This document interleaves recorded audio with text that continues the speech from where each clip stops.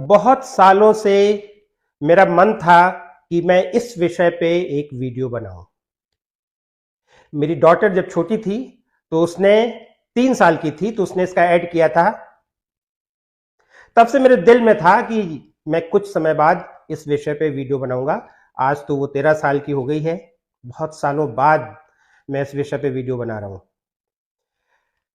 इसको universal Panacea भी कहा जाता है और ऐसा माना जाता है कि हमारे ह्यूमन बॉडी में जितनी भी न्यूट्रिएंट्स की रिक्वायरमेंट होती है वो सारे के सारे न्यूट्रिएंट्स इस प्लांट में होते हैं।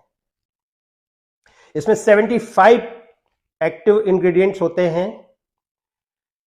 सारे विटामिन्स, सारे minerals, more than 40,000 phytonutrients, live enzymes and 20 essential amino acids out of 22। ये सारी प्रॉपर्टीज इसमें होती हैं और इसमें दो बहुत ही महत्वपूर्ण सब्सटेंसेस होते हैं, उनको बोलते हैं लिग्निन्स और सेपोनिन्स। जी हां, आज मैं बात कर रहा हूं एलोवेरा की। इस प्लांट से सभी लोग परिचित हैं, तो इस प्लांट के परिचय का कोई भी मोहताज नहीं है, लेकिन फिर भी मैं आपको इसके बारे में कुछ बताना चाहूंगा। पूरी दुनिया में एलोवेरा की 400 से अधिक स्पीशीज होती हैं और उन 400 स्पीशीज में केवल 11 ऐसी स्पीशीज होती हैं जो एडिबल होती हैं। उसमें बहुत सारी स्पीशीज ऐसी भी होती हैं जिसमें बहुत ज़्यादा टॉक्सिसिटी पाई जाती है।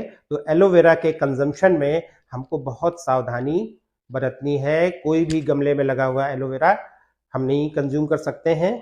और उन 11 जो उनकी स्पीशीज है उनमें सिर्फ 4 ऐसी स्पीशीज होती हैं जिसमें मोर देन 85% मेडिसिनल प्रॉपर्टीज होती हैं और हम उनको खा भी सकते हैं।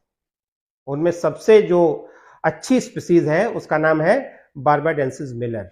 उसकी लीव्स बहुत ही थिक होती हैं, सर्किल में ग्रो करती हैं और जब ये प्लांट फुल्ली मैच्योर हो जाता है तो उसमें जो फूल निकलते हैं वो पीले रंग के होते हैं। आज मैं आपको एलोवेरा की, वैसे तो एलोवेरा की बहुत सारी प्रॉपर्टीज हैं, बहुत सारी प्रॉपर्टीज अगर आज मैं आपको बताऊंगा तो आप भी कंफ्यूज हो जाएंगे। आज मैं सिर्फ आपको जो आपके मतलब की प्रॉपर्टीज हैं मैं उनको बताने जा रहा हूं।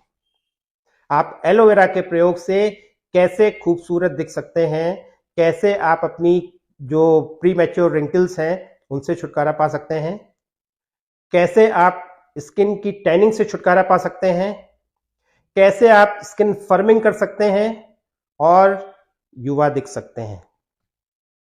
आप एलोवेरा का बहुत सारा जेल लीजिए और उसको अपने फेस पे अप्लाई कीजिए, पूरे फेस पे। और इसकी एक प्रॉपर्टी होती है कि पूरा पूरा एलोवेरा हमारी जो स्किन है उसको एब्जॉर्ब कर लेती है। जब स्किन एलोवेरा को एब्जॉर्ब कर लेती है तो हमारे इसमें इलास्टिन फाइबर्स का प्रोडक्शन होता है, जिसके कारण से हमारे जो रिंकल्स हैं वो कम दिखते हैं, हमारी स्किन फर्म हो जाती है और एक यूथफुलनेस दिखती है। ये हमारी स्किन को नरिश भी करता है। दूसरी जो एलोवेरा की प्रॉपर्टी होती है, जैसा कि मैंने बताया, इनमें लिग्निन्स और सेपोनिन्स होते हैं। जैसे हम किसी कपड़े को धोते हैं तो उसको थोड़ी देर हम वॉशिंग पाउडर में डाल के रख देते हैं, जिससे उसकी जो गंदगी होती है वो फूल जाती है। यही काम जब हमारे शरीर में जब हम एलोवेरा को पीते हैं तो यही काम लिग्निन्स करते हैं।